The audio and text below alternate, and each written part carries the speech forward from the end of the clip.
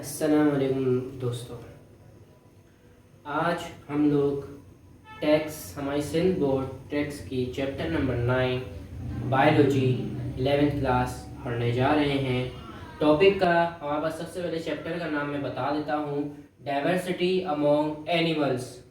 अच्छा, अब ये जो हमारे पास डाइवर्सिटी अमोंग एनिमल्स है, हमारे पास इसका मतलब है कि हम लोग अभी पढ़ने जा रहे हैं कि इनके अंदर कितनी वैरायटीज हैं, कितनी अक़साम हैं इनके एनिमल्स के अंदर। ये जो एनिमल्स हैं, वर्ड एनिमल्स, ये हमारे पास ड्राइव हुआ है लैटिन वर्ड से एनिमा। अब एनिमा जो है उसका मतलब होता है, यहाँ आप देख सकते हैं कि लैटिन वर्ड से लिया गया है जो कि एनिमा है। एनिमा का मतलब होता है सोल या ब्रीथ। ठीक है, हमारे पास इसका आपको मैंने बता दिया कि एनिमल जो वर्ड है ये लैटिन वर्ड है और इसका मतलब जो है वो सोल या ब्रीथ है। ये आपकी सिंध टेक्स्ट बुक में लिखी हुई है। ठीक है, अब हम लोग जाते हैं कैरेक्टरिस्टिक्स के ऊपर। अच्छा, अब हम लोग कैरेक्टर्स पढ़ने जा रहे हैं। अब ये जो हमारे पास सबसे पहले कैरेक्टर्स का मतलब समझते हैं। कैरेक्टर्स का मतलब होता है कि उनके अंदर कौन सी खसूसियात पाई जाती हैं। ठीक है, खसूसियात का मतलब, इसका मतलब होता है खसूसियात, ठीक है, जो कि हम लोगों को दिखती हैं उनके अंदर। अच्छा, सबसे पहले चीज आपको मैं बताऊं कि ये यूकैरियोट्स होते हैं। एनिमल्स यूकैरियोट्स होते हैं। यहाँ पर मैंने पहली चीज लिखी है, यूकैरियोट्स होते हैं।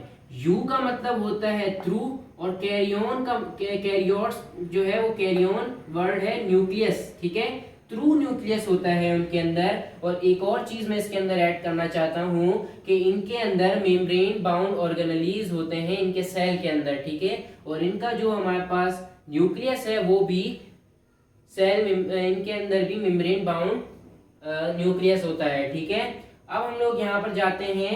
सबसे पहली चीज हमने पढ़ ली कि यूकैरियोट्स होते हैं, ये वाला आपका बात पूरी हो गई।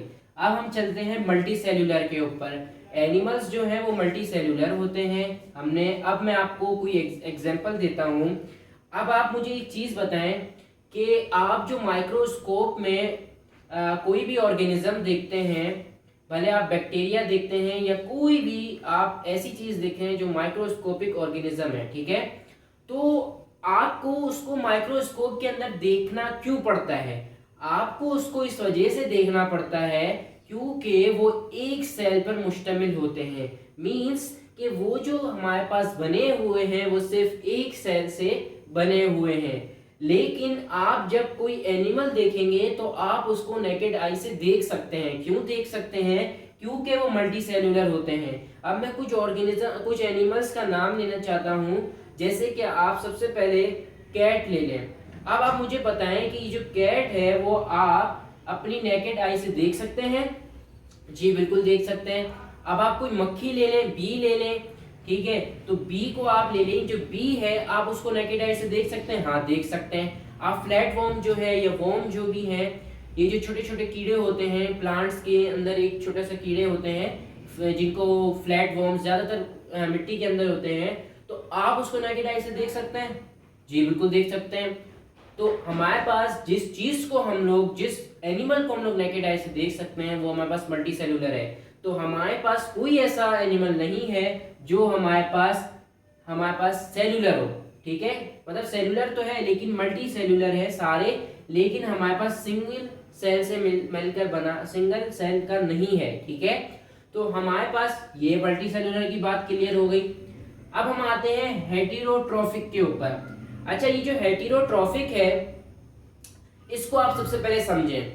हेटेरोट्रॉफिक ऐसे ऑर्गेनिजम्स होते हैं, those organisms which can not produce their own food, जो कि अपना गिजा को खुद तैयार नहीं कर सकते।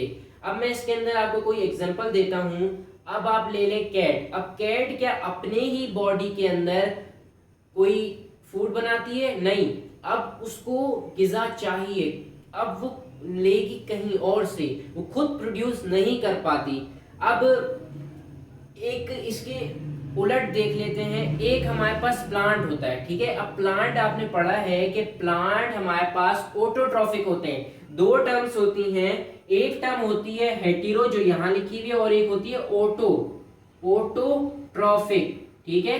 अब ऑटोट्रॉफिक का मतलब होता है those organism which can produce their own food, ठीक है, जो अपनी ग़िज़ा खुद तैयार करते हैं। अब मैं आपसे एक सवाल करता हूँ कि ये जो हमारे पास प्लांट्स होते हैं वो अपनी ग़िज़ा खुद तैयार कैसे कर लेते हैं? फोटोसिंथेसिस से। वो फोटोसिंथेसिस किससे होता है? हमारे पास कौन सा, हमारे पास उसके अंदर प्लास्टिड्स होते हैं। कौन से प्लास्टिड्स होते हैं?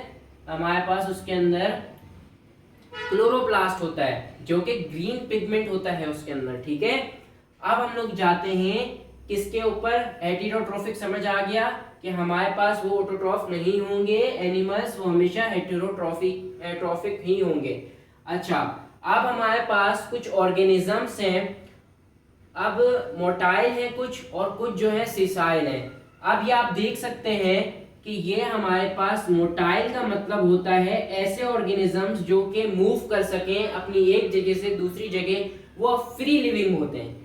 फ्री लिविंग, ठीक है, आगे ये टर्म यूज होगी फ्री लिविंग, ठीक है, तो आप उससे परेशान मत होइएगा, ठीक है।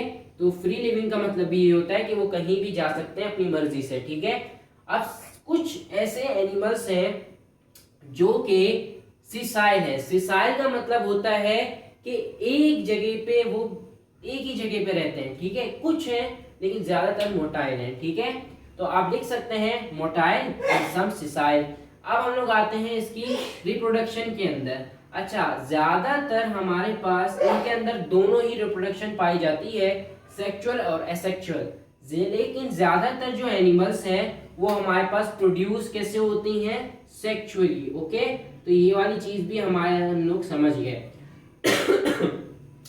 अब हम आते हैं लैक ऑफ स्टिमुलाई लिख दिया है, लैक ऑफ सेल वॉल। क्या है? Lack of cell wall. अब किसी भी हमारे पास एनिमल के सेल के अंदर सेल वॉल नहीं होगी, सेल मेम्ब्रेन होगी लेकिन सेल वॉल नहीं होगी। तो हमारा यहाँ पर टॉपिक खत्म होता है। अल्लाह हाफिज।